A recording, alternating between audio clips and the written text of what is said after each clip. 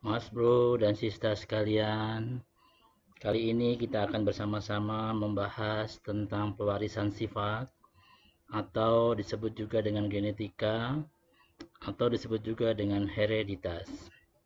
Assalamualaikum Mas bro dan sista sekalian. Kita akan bersama-sama membahas tentang gaya dan hukum Newton. Mari kita bahas bersama. Apa itu hereditas? Hereditas adalah pewarisan atau disebut juga dengan pewarisan sifat. Merupakan penurunan sifat dari induk dari orang tua kepada keturunannya. Pada anak-anaknya. Jadi kita lihat pada gambar samping ini adalah kromosom yang akan nanti menentukan bertanggung jawab terhadap pewarisan sifat. Apa itu genetik? Genetik adalah ilmu yang mempelajari pewarisan sifat. Ini adalah gen yang akan mewariskan sifat, dan ini adalah kromosom, dan ini adalah inti sel. Sekarang apa yang dimaksud dengan kromosom? Kromosom adalah benang-benang halus yang berfungsi sebagai pembawa informasi genetis kepada keturunannya. Bisa Mas bro dan sisa sekalian perhatikan di sini. Ini adalah struktur dari kromosom. Bagian tengah ini yang disebut dengan sentromer. Kemudian ini adalah lengan dari kromosom. Oke, kemudian di dalam lengan kromosom tadi akan ditemukan benang-benang kromonema. Kemudian tersusun juga oleh matriks, telomer, kemudian juga terus oleh kromatid. Ini adalah kromiol. Kita lanjutkan. Di mana letak kromosom? Kromosom terletak pada inti sel. Ini adalah gambar dari inti sel. Sel pada makhluk hidup. Di tengah sini terdapat inti. Di dalam inti ini yang terdapat adanya kromosom. Kita bisa perhatikan di sini organel-organel sel seperti yang kita pelajari bersama-sama sewaktu di kelas 7. Yang ini adalah yang disebut dengan inti sel atau disebut dengan nukleus. Di mana di dalam nukleus itu tersusun oleh berbagai materi genetik seperti DNA. Yang ini tengahnya disebut dengan anak inti atau nukleolus. Kita lanjutkan. Kemudian bagaimana bentuk kromosom? Kromosom itu terdiri dari berbagai macam bentuk, tergantung letak dari sentriolnya, tergantung letak dari pusatnya. Ini di mana sentriol terdapat di bagian paling ujung, sentromernya terdapat pada bagian ujung, disebut dengan kromosom yang disebut dengan telosentrik. Ini. Kemudian ada yang di bagian agak mendekati ujung, sentromernya disebut dengan akrosentrik. Kemudian agak ke tengah, walaupun tidak persis di tengah, disebut dengan submetasentrik.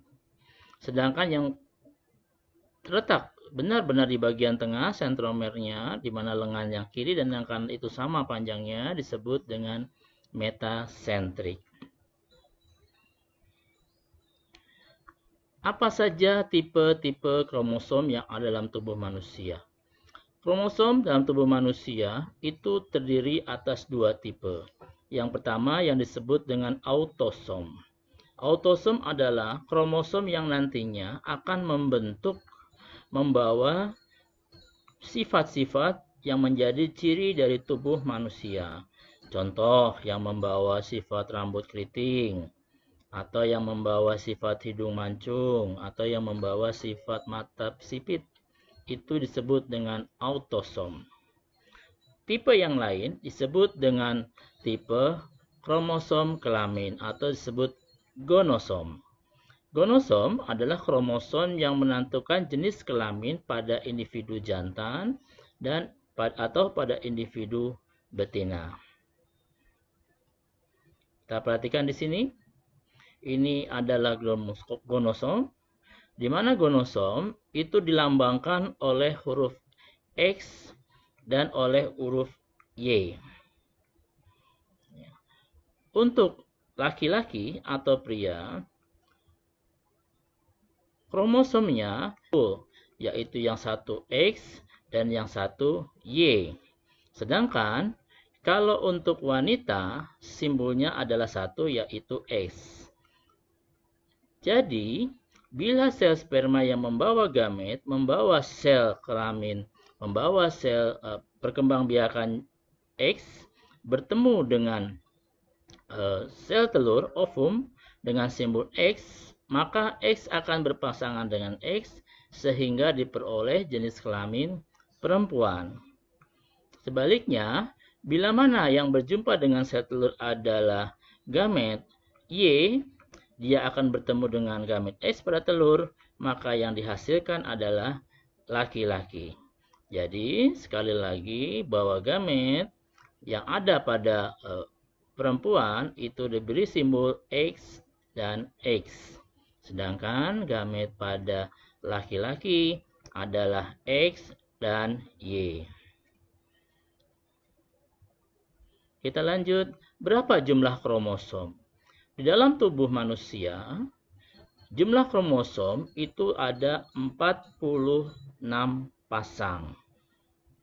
46 kromosom atau 23 pasang, di mana 22 pasangnya adalah autosom atau kromosom yang akan membawa ciri tubuh manusia, tubuh makhluk hidup. Ini dari 1, 2, 3, terus sampai 22. Sedangkan yang satu pasang ini adalah kromosom gonosom, kromosom yang menentukan jenis kelamin pada makhluk hidup.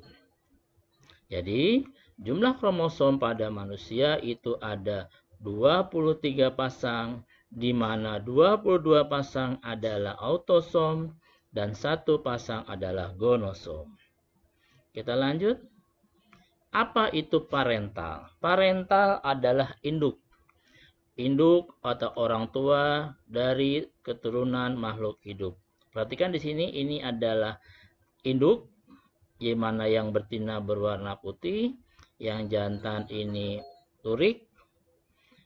Ini kemudian nanti akan menghasilkan keturunan ini yang disebut dengan filial atau keturunan. Sama juga yang ini antara induk yang sama-sama. Ini kita perhatikan, ini adalah 2 induk, 2 parental, sama-sama lurik. Yang ini adalah disebut dengan keturunan atau filial. Dan ini disebut dengan keturunan yang kedua atau filial yang kedua. Lanjut. Apa itu genotip dan apa itu fenotip? Fenotip adalah sifat yang dapat dilihat dari luar atau yang terlihat oleh indera kita. Sebagai contoh di sini. Ini ada flamingo atau unggas yang berleher panjang. Tampak oleh kita secara fenotip bahwa unggas ini memiliki leher yang panjang. Kemudian warna bulunya merah. Yang menyebabkan kita bisa melihat warna bulu dari flamingo ini berwarna merah karena adanya suatu organ yang disebut dengan gen. Gen yang membawa sifat gen yang menentukan warna bulu merah pada flamingo ini. Nah, gen yang tidak terlihat, gen yang membawa sifat warna bulu yang tidak terlihat itu disebut dengan sifat genotip. Pada gambar ini tampak bahwa gen ini yang membawa warna bulu pada flamingo ini menjadi berwarna merah muda. Jadi sekali lagi, fenotip adalah sifat yang dapat dilihat dan tampak dari luar, sedangkan genotip adalah gen sifat yang membentuk fenotip. Nah, apa itu dominan dan apa itu resesif? Makhluk hidup itu ada yang bersifat kuat dan ada yang bersifat lemah. Bila mana mereka bertemu mengalami perkawinan, maka akan dihasilkan keturunan sesuai dengan sifat induknya. Seperti kita lihat di sini, ini adalah biji yang bulat, kita silangkan dengan biji yang keriput, ternyata dihasilkan keturunan F1 bulat. Berarti biji bulat itu lebih kuat dibandingkan dengan biji yang keriput. Biji tanaman yang keriput. Atau disebut bahwa biji tanaman yang bulat ini bersifat dominan atau lebih kuat dibandingkan dengan yang keriput. Atau disebut juga yang keriput ini bersifat resesif. Untuk mempermudah, diberikan simbol yang berbeda. Yang bulat ini kita berikan simbol dengan huruf besar, seperti tampak di atas. A besar, B besar. Sedangkan yang keriput ini kita berikan simbol sifatnya dengan tulisan A kecil, B kecil. Untuk menggambarkan bahwa biji bulat itu dominan dibandingkan dengan biji yang keriput. Kenapa ditulis 2? Artinya, tiap makhluk hidup ini itu gennya itu selalu hadir berpasangan. Kita lanjut. Sekarang, apa itu intermediate? Apa itu semi-dominan? Nah, dalam persilangan, dalam perpaduan induk yang berbeda sifat, terkadang tidak ditemukan dominan atau resesif, atau kedua induknya sama kuat, sehingga keturunannya akan dihasilkan sifat yang baru. Sebagai contoh, bunga berwarna merah dikawinkan dengan bunga yang putih. Ternyata merah pada bunga ini tidak dominan terhadap yang putih. Yang putih tidak dominan terhadap yang merah. Sehingga karena kedua-duanya sama kuat, muncul perpaduan antara keduanya, bercampuran antara kedua sifat tersebut, menghasilkan keturunan yang berwarna merah muda.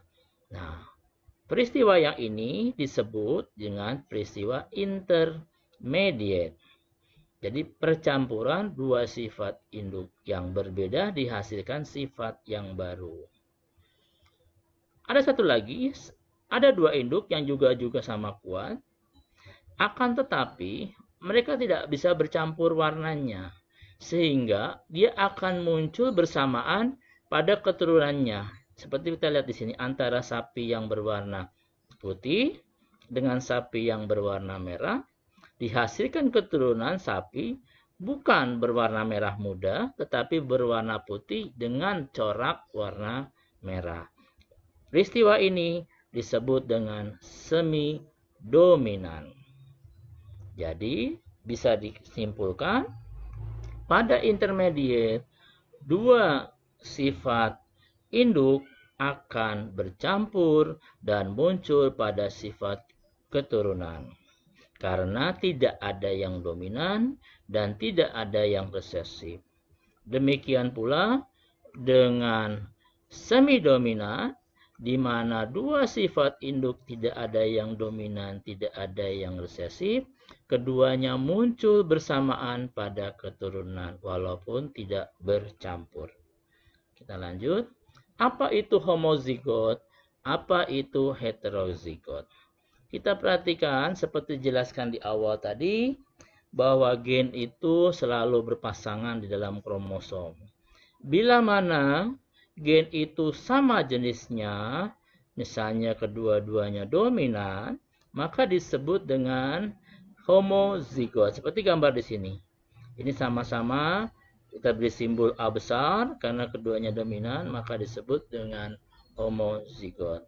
Nah, sebaliknya, bila mana salah satu gennya itu dominan dan yang satunya lagi itu resesif atau kurang kuat, dia muncul dalam suatu makhluk hidup, maka disebut dengan heterozigot, di mana pasangannya yang berbeda, tidak sama. Kemudian, apa itu galur murni, apa itu backcross, dan apa itu test cross? Galur murni adalah organisme atau makhluk hidup yang gennya itu, yang genotifnya itu homozigot. Dia homozigot, dia kuat seperti ini disebut dengan galur murni. Sedangkan backcross itu adalah hasil persilangan antara keturunan yang pertama, ini induknya, ini induk dominan, ini induk resesif. Ya, dia menghasilkan keturunan yang tadinya ini homozigot B besar dominan, sedangkan ini homozigot B kecil resesif, dihasilkan keturunan yang muncul yang tampak ada bulat besar, tetapi genotipnya tidak lagi homozigot, sudah bercampur menjadi heterozigot B besar B kecil. Nah, disebut backcross, disebut dengan backcross bila mana ini keturunan pertama disilangkan kembali dengan induk yang dominan. Ini disebut dengan backcross. Sedangkan disebut dengan test cross bila mana keturunan pertama ini akan dikawinkan lagi dengan induk yang resesif. Itu disebut dengan test cross. Kita lanjut. Hukum Mendel 1. Dalam hukum Mendel 1 dijelaskan bahwa pembentukan gamet atau sel kelamin dari kedua induk merupakan pasangan alel yang akan mensisa sehingga tiap gamet menerima satu gen dari induknya. Kita lihat di sini. Kita lihat kembali di sini. Induk dominan itu memiliki gen B besar, sedangkan induk resesif memiliki gen B kecil. Pada saat akan melakukan persilangan, induk dominan akan memberikan satu sifat yang akan diturunkan, berarti satu gen B besar. Induk resesif akan memberikan satu gamet yang akan diturunkan kepada anaknya, yaitu B kecil. Dia akan diturunkan, ini dihasilkan individu baru, keturunan dengan genotif B besar, B kecil. Pada saat dia akan melakukan persilangan, dia akan memberikan gamet yang dimiliki, yaitu gamet B besar 1 atau gamet B kecil. Itu hukum Mendel pertama. Ini kesimpulannya, gen memiliki bentuk alternatif yang mengatur variasi pada karakter keturunannya. Setiap individu membawa sepasang gen, satu dari jantan dan satu dari betina. Jadi seperti kita kembali lagi di sini, bahwa induk ini nanti bebas memisahkan gametnya, gen yang akan diturunkan, dia bebas. Kemudian nanti keturunannya, ini kan induknya memberikan B besar, yang satu lagi memberikan B kecil, akan secara bebas dia memberikan gametnya kepada keturunannya. Ini keturunannya. Nanti keturunannya menurut hukum Mendel 1, dia akan mendapatkan masing-masing satu dari yang jantan, mendapatkan satu dari yang betina. Yang tadinya tunggal gennya, kemudian akan bertemu menjadi genap kembali. Kita kembali. Nah, jika sepasang gen ini merupakan dua alel yang berbeda, yaitu alel dominan dan alel resesif. Seperti kita lihat di sini tadi, bahwa si keturunan akan mendapatkan gen yang berbeda. Satu gen dari yang dominan, satu gen dari yang resesif. Kita lanjut pada hukum Mendel yang kedua. Menyatakan bahwa bila dua individu mempunyai dua pasang atau lebih sifat, maka diturunkan sepasang sifat secara bebas, tidak bergantung pada pasangan sifat yang lainnya. Artinya, makhluk hidup itu memberikan gametnya secara bebas. Kita lanjut, apa itu persilangan, hibrida atau bastar? Persilangan adalah perpaduan sifat dari induk jantan dan induk betina yang dilakukan pada saat perkawinan dan diberikan kepada keturunannya. Berdasarkan banyaknya sifat yang diturunkan, maka persilangan dapat disebut pertama monohibrida, persilangan dengan satu sifat beda. Kita perhatikan di sini, kita ambil contoh. Ini adalah wajah pria berkulit hitam dan ini adalah wajah wanita berkulit putih. Misalnya pada persilangan monohibrida kita pergunakan adalah satu sifat beda. Sebagai contoh, sifat rambut dari pria berkulit hitam ini adalah keriting. Sedangkan sifat rambut dari wanita berkulit putih ini adalah lurus. Persilangan monohibrida adalah menggabungkan antara satu sifat beda atau misalnya kita ambil contoh antara rambut keriting dengan rambut lurus, maka dihasilkan oleh keduanya, dihasilkan keturunan. Kalau dia salah satu dominan, yang terlihat adalah sifat rambut salah satu orang tuanya. Kalau mereka intermediate, akan terlihat perpaduan antara keduanya. Lantas apa persilangan dihibrida? Persilangan dihibrida adalah persilangan dengan menggunakan dua sifat beda. Kalau tadi contohnya monohibrida, misalkan kita hanya menghilangkan rambutnya saja, sekarang kita tambah lagi satu sifat beda. Misalnya, kita lihat pada warna kulit. Jadi disilangkan pria berambut keriting dengan warna kulit hitam, disilangkan dengan wanita berambut lurus dengan warna kulit putih. Itu persilangan yang disebut dengan persilangan monohibrida, dihibrida. Persilangan dengan dua sifat beda. Lanjut, bagaimana dengan tiga sifat beda?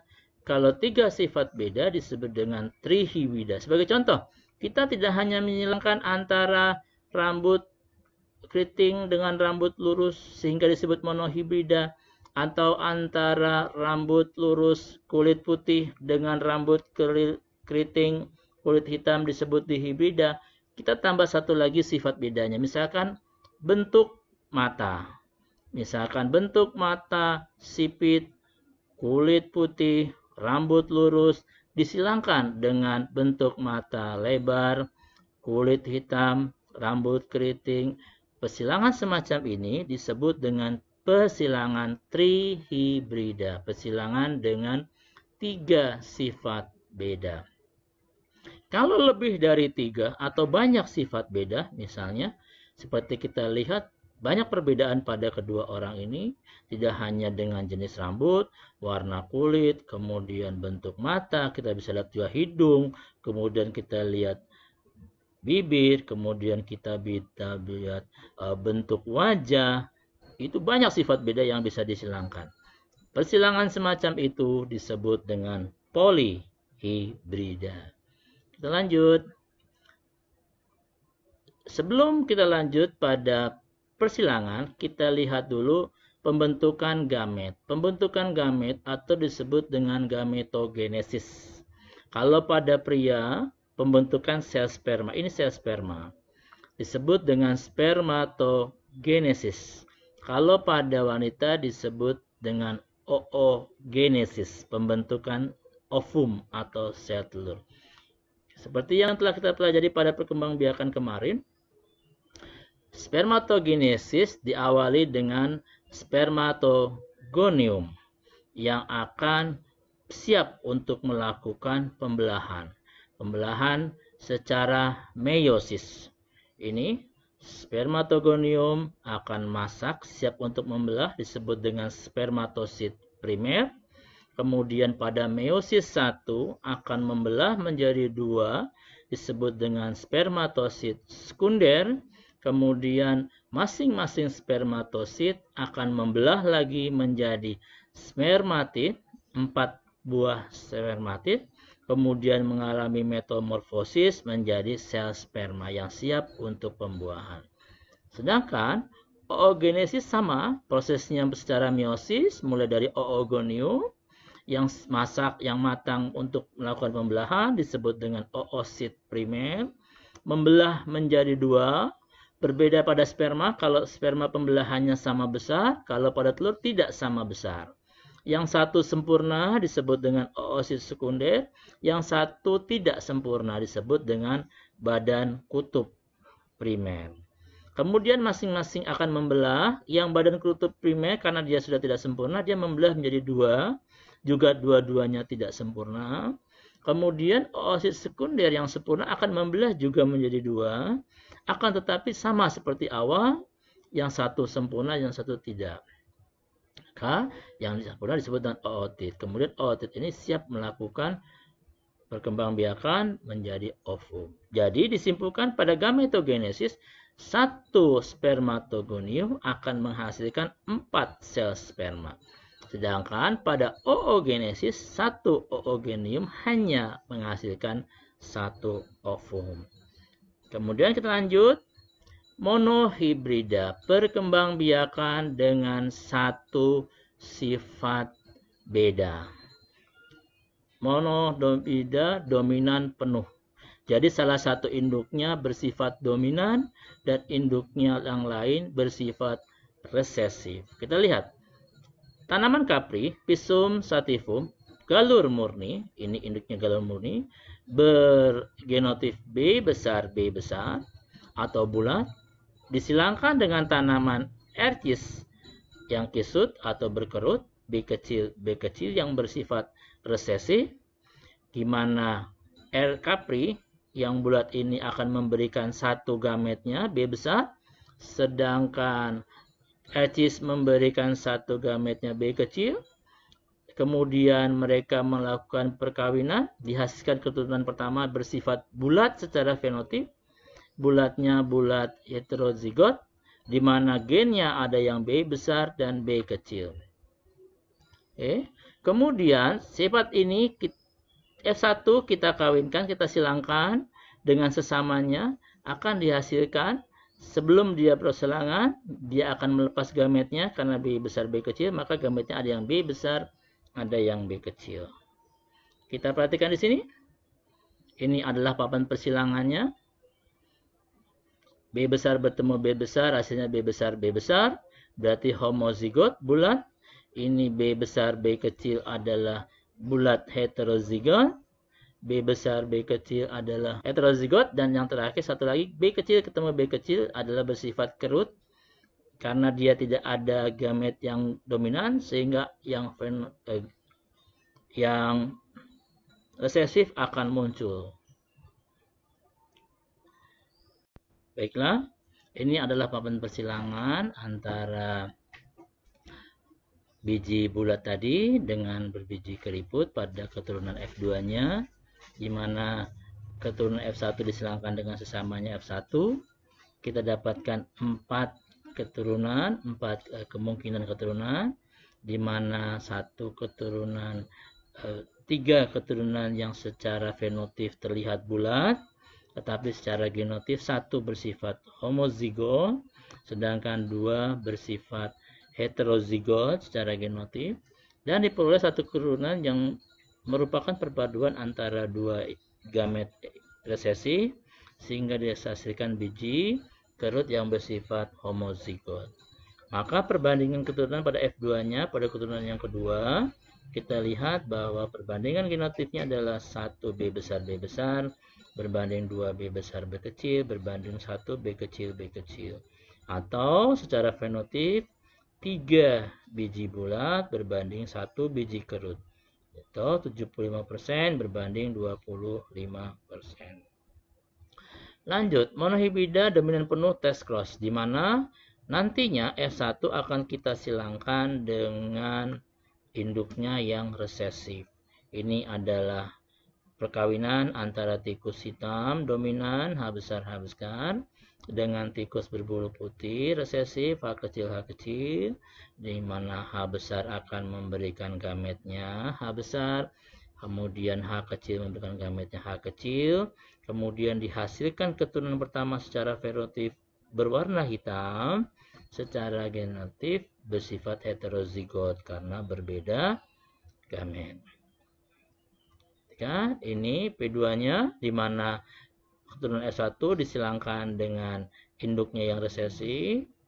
Ya kan? Di sini kita hasil di mana hitam akan memberikan gamet H besar H kecil, yang putih memberikan gametnya H kecil. Ini papan hasil persilangannya.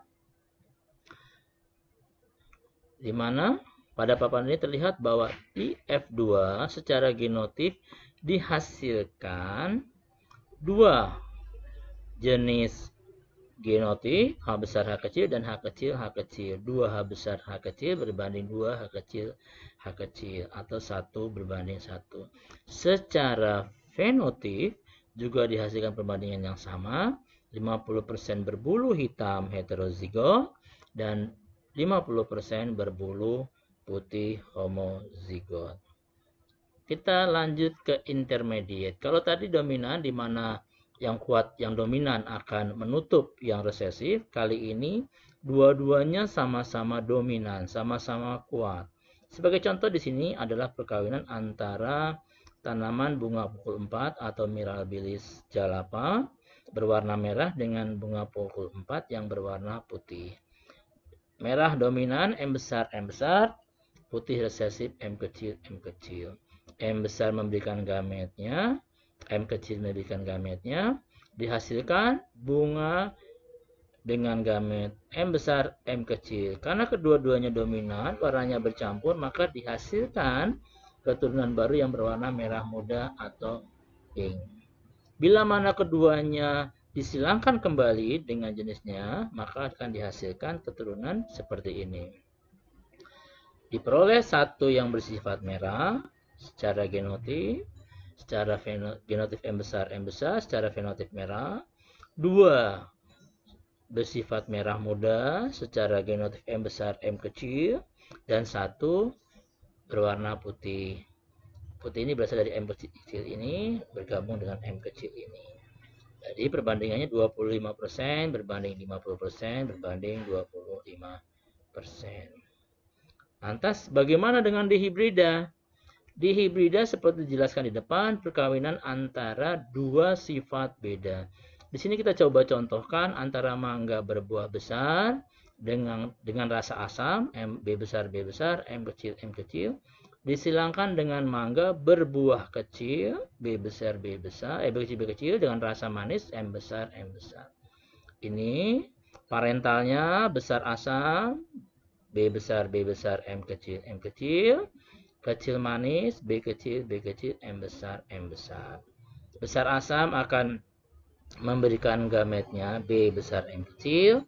Kecil manis akan memberikan gametnya B kecil, M besar. Keturunan yang pertama dihasilkan dengan fenotip besar dan manis. Tetapi genotifnya heterozigot, B besar, B kecil, M besar, M kecil.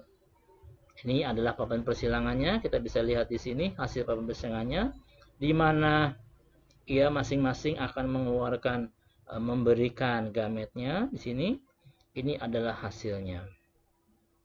Akan diperoleh 4 kali 4 berarti 16 macam genotif. Kita lihat perbandingannya. Di sini kita lihat B besar, M besar, 1, B besar, E besar, M kecil 2, B besar, B kecil, M besar 2, B besar, B kecil, M kecil 4, B besar, M kecil 1, B besar, B kecil, M kecil 2, B kecil, M besar 1, B kecil, M besar, M kecil 2, B kecil, M kecil 1. Ini secara genotip. Secara fenotip, semua genotip yang ada B besar, dia akan berbuah besar. Kemudian, semua genotip yang ada M besar, dia akan berbuah manis. Kita hitung. Ini ada 1, tambah 2, tambah 2, tambah 4. Akan dihasilkan 9 buah besar manis. Kemudian yang besar tapi asam. Kita lihat 1, 2. Ada 3 besar asam. Nah, kita lanjutkan pada penyakit menurun pada manusia. Penyakit menurun pada manusia disebabkan oleh adanya penyakit yang menempel pada genotip, pada gen, ataupun yang menempel pada kromosom.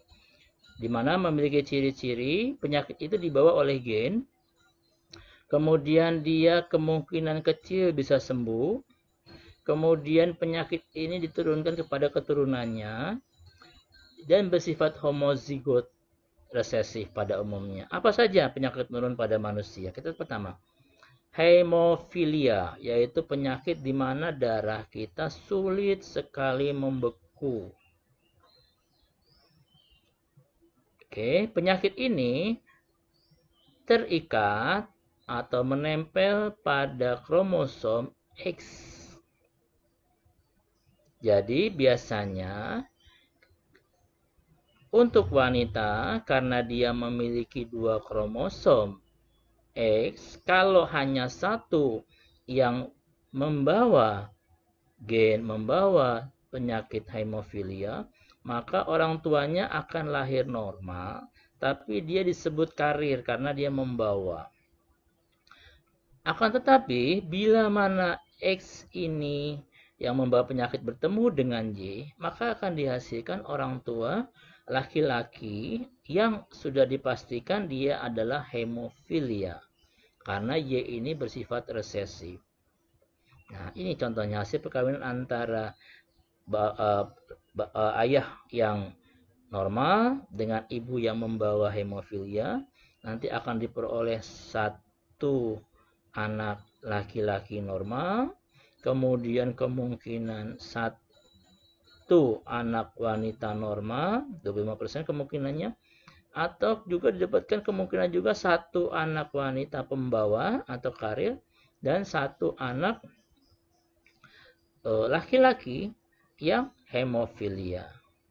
Bagaimana kalau orang tuanya yang laki-laki yang hemofilia, yang wanitanya normal? Sama, akan dihasilkan 2 anak laki-laki normal, kemudian 1 wanita pembawa, 2 wanita pembawa. Lanjut, penyakit yang berikutnya, albino, yaitu kulit tidak memiliki pigmen.